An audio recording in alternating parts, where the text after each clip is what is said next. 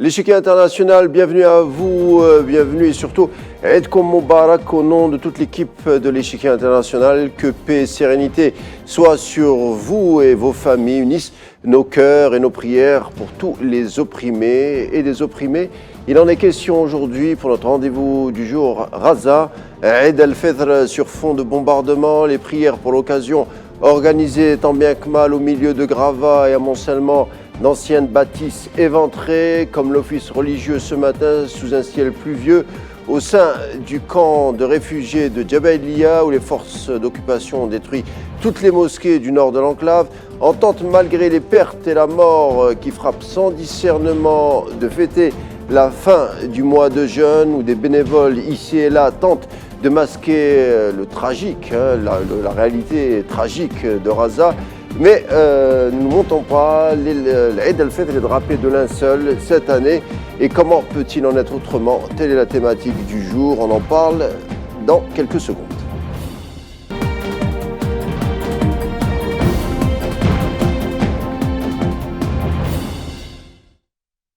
Et on le disait, les Palestiniens de Raza accueillent l'Eid al-Fitr de cette année avec le deuil des pertes et des déplacements, pour ne citer que ces malheurs. La liste est non exhaustive, on va en parler durant 25 minutes. Donc une situation qui ne laisse pas de place à la joie. Pour en parler, je reçois virtuellement de Ramallah Abahar As-Saqa, sociologue, auteur aussi. Bienvenue. Bonsoir, bienvenue à vous, à tous les frères et sœurs algériennes qui m'écoutent ce soir. Alors, Sarah, merci d'avoir accepté notre invitation au vu des conditions un peu difficiles. Mais avant d'évoquer les différents aspects de la thématique du jour, j'aimerais vous faire réagir sur une triste nouvelle qui touche à l'actualité, celle qui a frappé le chef du bureau politique du Hamas, Ismaël Haniyeh, qui a perdu ses 3 enfants lors d'une frappe dans la bande de Raza. La mort n'affectera pas nos engagements, a réagi Haniyeh, qui vit en exil à Doha, donc au Qatar.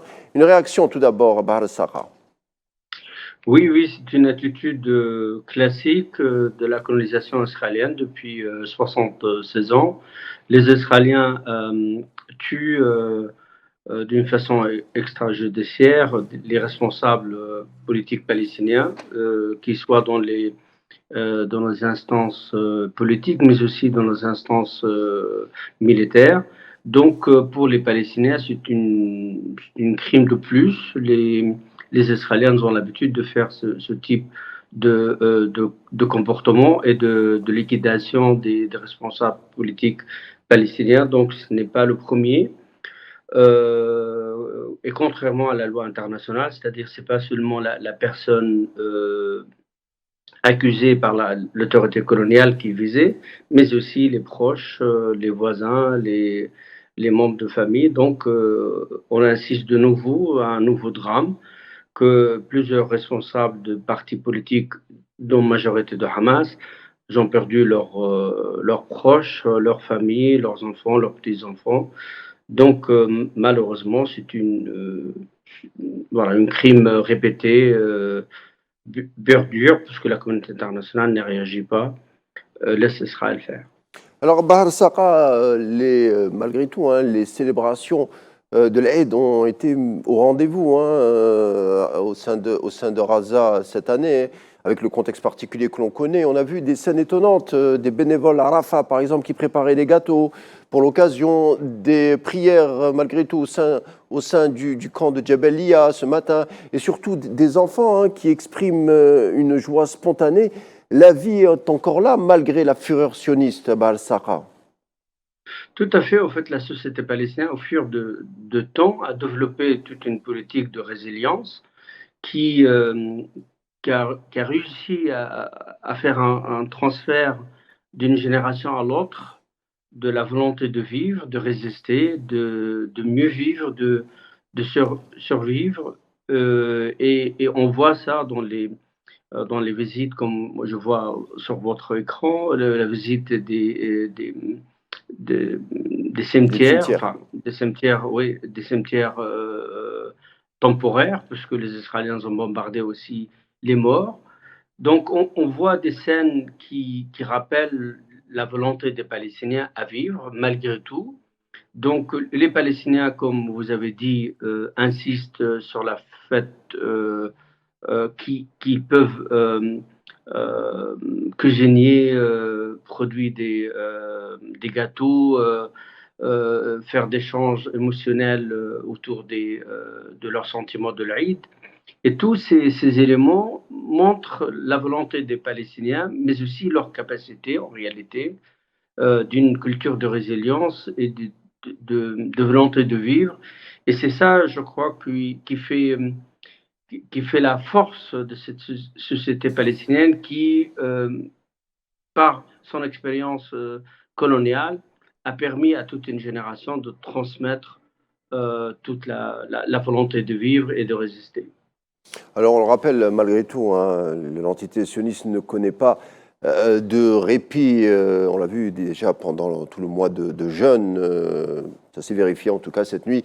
Cette nuit de l'Aïd, un bombardement a eu lieu. 14 Palestiniens ont été tués, des dizaines blessés suite à une frappe aérienne menée par l'occupation qui a ciblé un immeuble abritant des résidents dans le camp de réfugiés d'El Nusayra au centre de la bande de Gaza.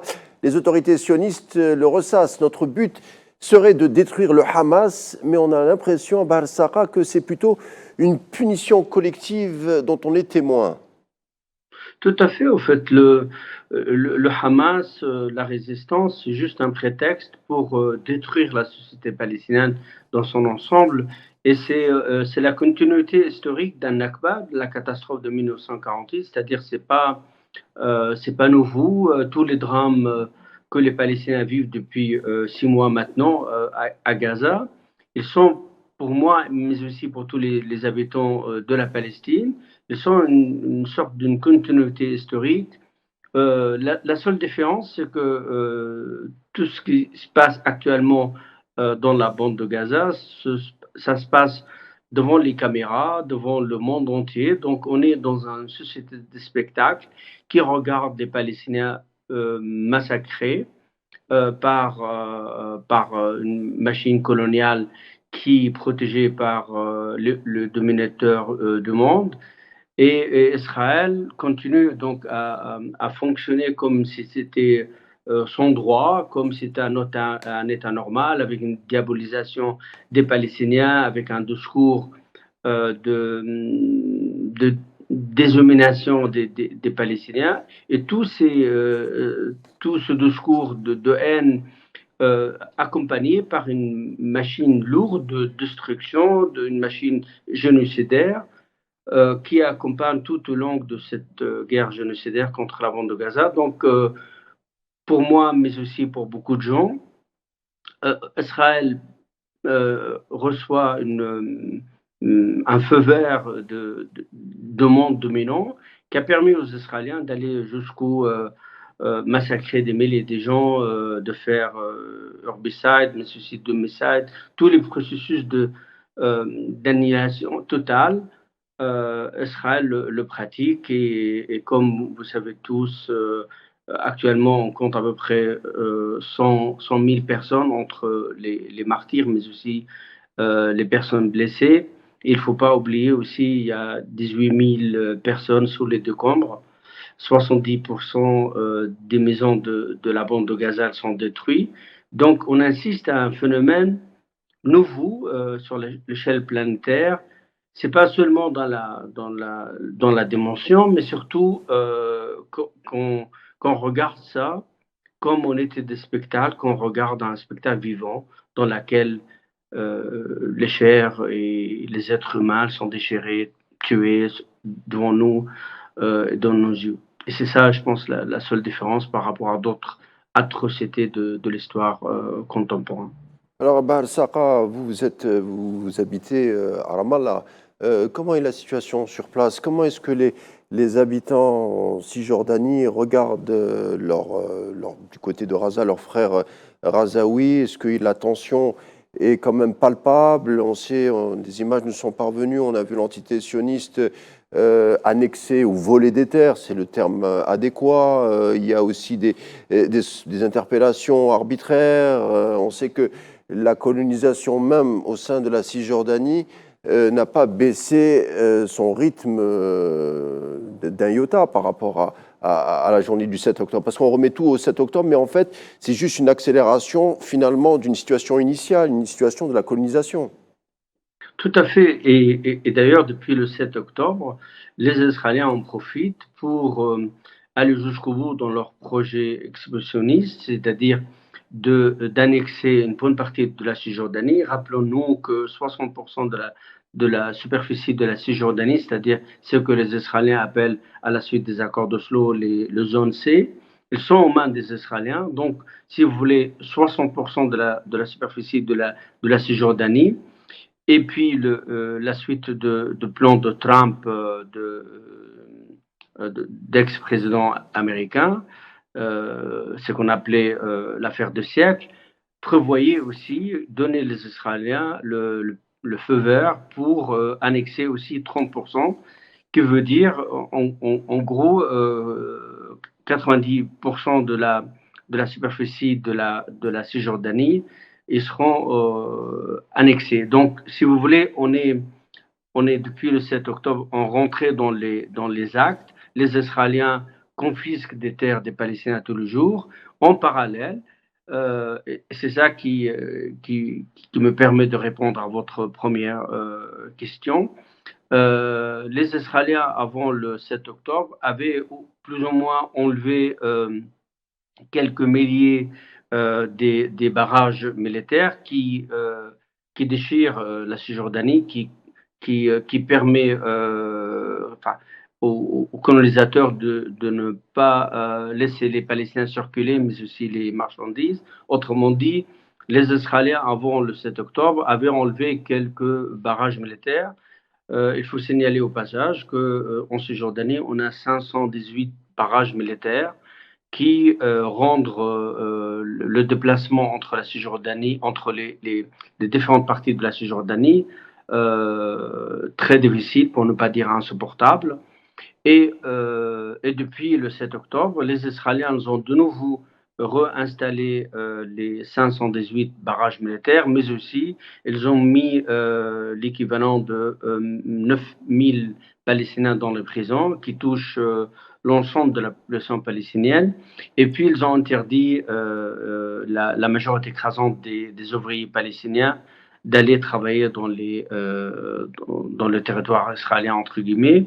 Et donc, depuis le 7 octobre, la Cisjordanie vit dans une situation très difficile sur le plan, bien sûr, politique, la répression coloniale, mais aussi de la part des colonisateurs, c'est-à-dire le colonisateur qui habite dans les colonies en Cisjordanie, qui attaque les villages palestiniens sur la protection de l'armée israélienne.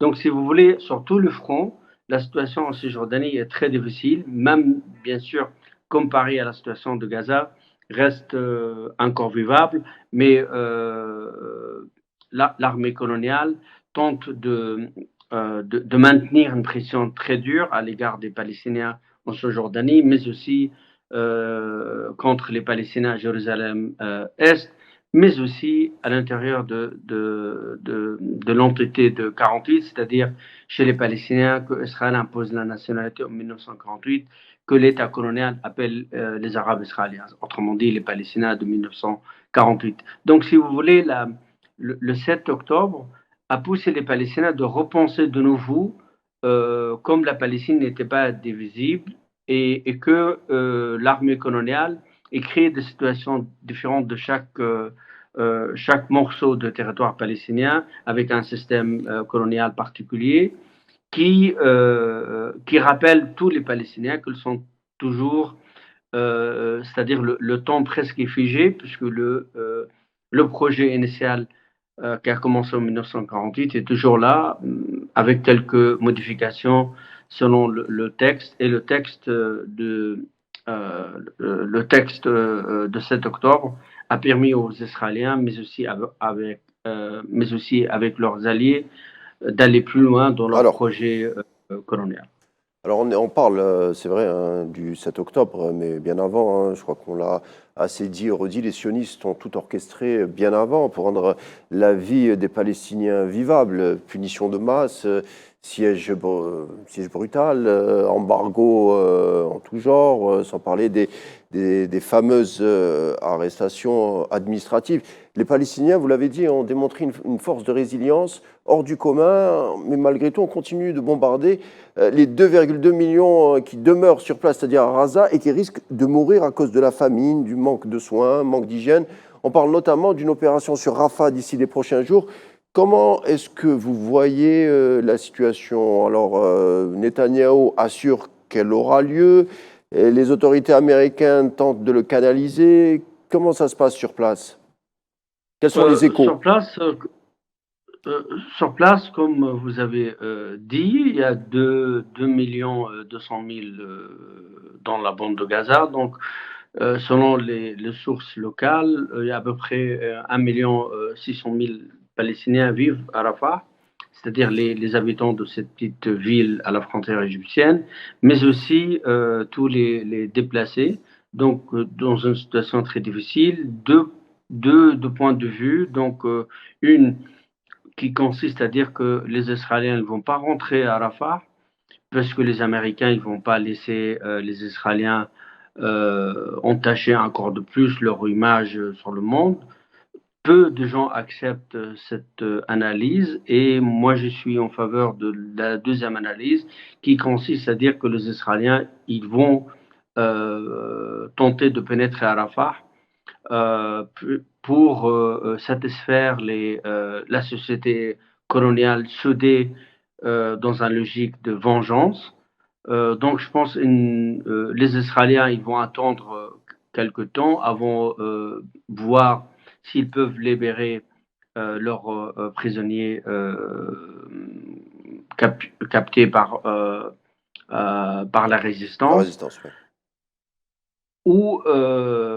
ou trouver d'autres solutions. Mais comme pour le moment, les Israéliens n'ont pas réussi à libérer leurs prisonniers Alors justement, par la force, Alors justement, Baal tout à Sarqa, fait. la stratégie militaire a montré quand même ses limites, la stratégie militaire sioniste, et finalement les bombardements, au fond, est-ce qu'ils n'obéissent pas à d'autres modalités, c'est-à-dire rendre Raza ingérable, quel que soit le futur de Raza, c'est peut-être au fond ça la stratégie sioniste, mais pourtant elle ne marche pas.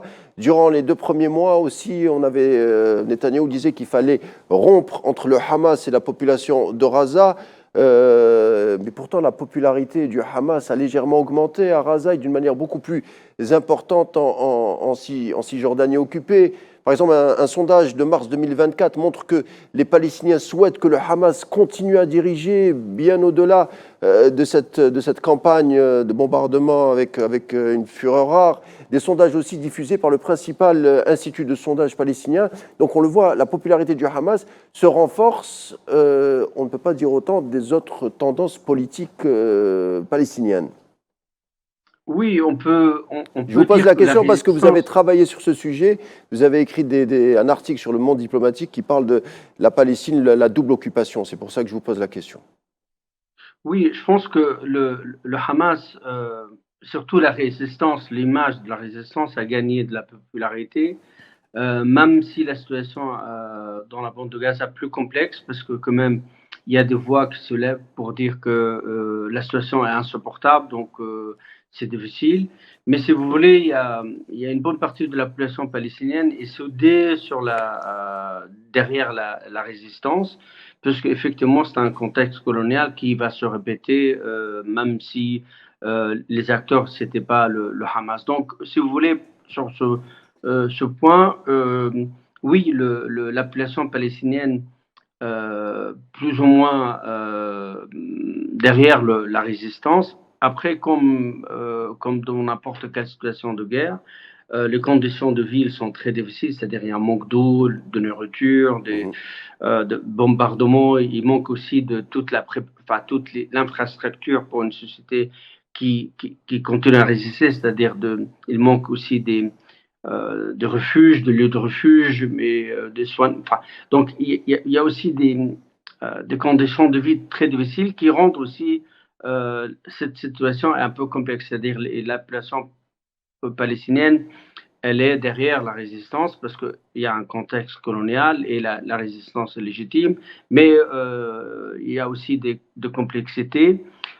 Mais par contre, là où on peut dire ça très clairement, toutes les démarches planifiées de la part des Israéliens, je pense ils vont recevoir une réponse claire de la part des Palestiniens, c'est-à-dire mis à l'échec, puisque les Israéliens ils ont tenté de créer des entités claniques, des entités qui gèrent l'aide humanitaire, etc., Comme n'ont pas l'UNRWA. réussi. Donc, et tente aussi d'annuler l'UNRWA et l'importance de l'UNRWA dans l'affaire de droit de retour, parce que l'UNRWA, ce n'est pas seulement une agence mondiale, c'est aussi le symbole de la cause palestinienne, c'est-à-dire 7 millions de Palestiniens sont des réfugiés. Et donc, les Israéliens tentent par tous les moyens de gérer, entre guillemets, ce chaos, mais la situation sur place est très difficile et les conditions de vie sont Alors, déplorables. Et il y a ouais, il y a une population vraiment il y a une, souffre il y a une vraie urgence. sur tous les niveaux. Ouais, Alors, il y a alors je reviens au 7 octobre par l'aspect, par le biais de cet assaut historique qui a démontré beaucoup de choses. Par exemple, le mythe de l'armée sioniste est désormais révolu, le mythe de l'armée sioniste et des services de renseignement sionistes. La résistance palestinienne a réussi à dérouter profondément sans doute la 9e armée du monde et une des plus sophistiquées, une armée qui continue pourtant de jouir du soutien international, mais on peut dire que c'est une cuisante défaite sur le plan stratégique, sur le plan politique. Est-ce que c'est pas aussi une défaite de l'Occident, hein, Bahar Sarra? Oui, je pense qu'on est dans l'ère post 7 octobre et qu'il y aura des conséquences sur tous les domaines. Cette séparation nord-sud, et je pense qu'une bonne partie des acteurs du monde se demandent de quel système éthique que, que le monde occidental tente de nous vendre, puisque en réalité, euh, tout ce monde qui a réussi pendant des années à nous vendre des valeurs qui étaient juste la propagande, euh, est tombé le 7 octobre. Mais revenons à cette premier constat par rapport à l'échec total de cette puissance, superpuissance coloniale qui fait rêver une bonne partie de groupes dominants en Europe. Je pense, et aux États-Unis, je pense que le 7 octobre a rendu le droit aux peuples de résister par des moyens qui, euh, qui, qui naturalisent, entre guillemets, cette suprématie technologique, de renseignement, etc. Donc, pour les Israéliens, c'est un choc dramatique à leur histoire.